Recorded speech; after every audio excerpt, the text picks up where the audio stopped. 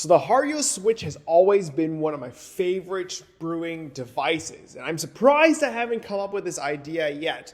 But today I'm going to be showing you one of the best brewing methods I have ever worked with. Now the name of this technique is called the Glass of God.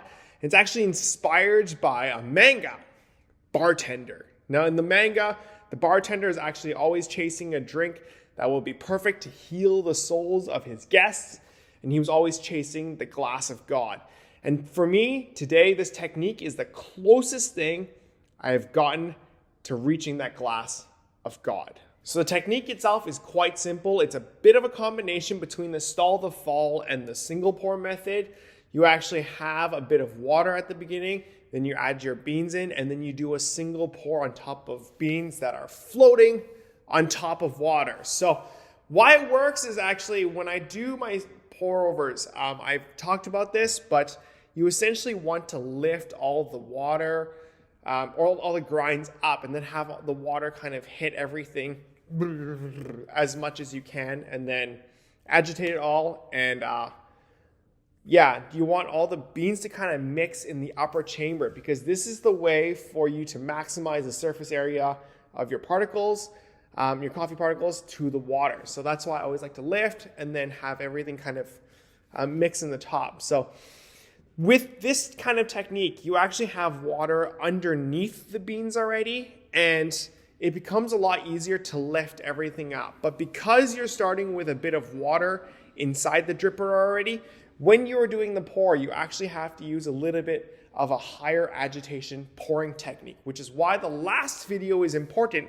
It's because now you can actually understand how pouring from a different height can create more agitation. You can also do more movement, but I think because there's a little bit of water already, you want to get a little bit deeper, and you can do that with height. You can pour from a higher point, don't go too fast, and then just attack all the grinds until everything has sank.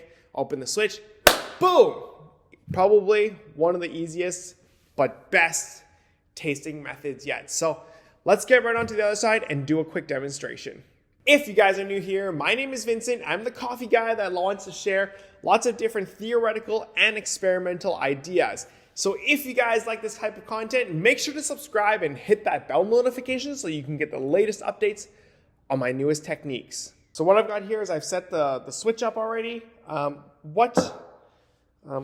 like to have this on my left side. So you always have to have it closed in the closed position. That's when the switch is up. We're going to be doing 20 grams of beans to 300 grams of water. I'm actually using a higher water temperature just because I know that with this technique, with having water at the bottom, the pour itself becomes a little bit more gentle. That's just because the force of the water hitting the beans isn't hitting the bottom of something solid anymore. It's actually hitting another liquid, which is the water. And so you have less force or agitation on each particle of the beans, which is why when we're going to be pouring, we're going to need to be using a higher agitation kind of method, which is why I'll be pouring from a higher height and with a higher water temperature. What we're going to do now is we're going to set the bottom with 20% of the total weight, which is going to be 60 grams.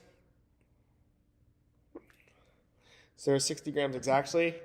And then we're going to add the beans in just like this. Now, once it's up here, you're going to notice that it just kind of stays floating. You can actually still set the ground's shape, kind of like that. Notice how even I set the shape, it still hasn't really sank down. Yeah, that's the power of it. Now remember, you don't want to be hitting your usual 300 grams anymore. You will only be pouring 240. So I'm going to be starting the timer just to see. Just nice and slow in the middle. You can see that this droplet effect is actually quite good, and the water doesn't really sink down yet. Now it's starting to sink. We want to be getting the higher agitation, and now we're just going to get a little bit closer. As you see the darker ground surface, that just signifies they haven't had enough attention on them. So make sure you pour slow enough to hit everything. And then once everything looks like it's sinking, which is now, you can start to drop it and then give it a quick stir. So this is the combination of the stall, the fall, and the single pour. I'm still kind of tweaking some of the things. Like as you notice, you can see that there's a slight ring up here. Maybe this calls for a stir before I start the draining, and I also tend not to use a flush, which is my fault. I probably should have done a flush. And then because I noticed that the beans sank a little bit faster in today's brew, I might have used a little too much agitation. But overall, I actually think this is quite an amazing finish. Let me bring it over to the other side this time for sure to show you guys a close-up of what the finished grounds look like. This was only 1 minute and 40 seconds long for the brew. The official timer is 1:41. So if you guys want to take a look, this is the finished grounds. You can see the ring around the side that I'm talking about. This ring has just shows that I didn't get everything on the side, from the top. In the middle, it looks kind of perfect actually. Maybe I should turn up to show you guys better. Nah, too bright. Okay, sorry guys, I was playing around with that. But you can see the pasty edges, and then we've got ourselves the beautiful shape, and we've got ourselves quite a granular kind of finish to it. So I actually think that this is going to be quite a good brew. Let's pour it out and talk about everything. So today's coffee is actually from Indonesia. It's my new burgundy coffee that I just finished roasting. It tastes like a hot wine. It has a little bit more gases. It's like a medium dark coffee. It's supposed to replace what is a mulled wine, but with the stall, the fall, single pour crossover, the glass of God's technique, it's actually pretty easy to brew with this technique, as you guys could see. The takeaway is because of the amount of gases it has, and because of how gentle the water being poured down, and then how it's kind of buffered by the water at the bottom is, you're going to be needing to use a higher agitation kind of technique when you are brewing. That is why I used a higher water temperature. I poured from a slightly higher height. I haven't really talked about how high is too high or what is too low. Actually, there's no too low, but what is too high or what is considered high for me.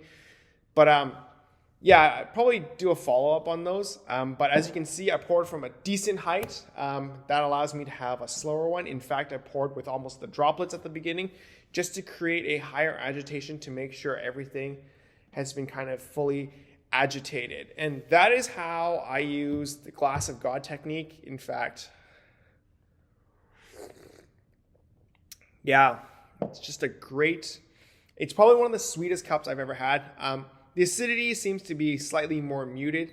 Maybe it's still a little bit hot and I haven't had a chance to kind of be able to taste it yet. But overall thoughts, I've been playing around with it. I just kind of wanted to share this with you guys and let you guys experiment it while I kind of perfect the technique.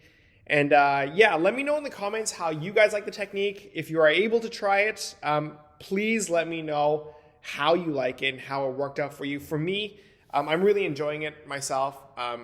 And there's still a few things I kind of want to work around, but so far it's been great. So yeah, if you guys like this kind of stuff, make sure to like it, subscribe if you haven't already, and thanks for watching. Catch you guys in the next one. Bye!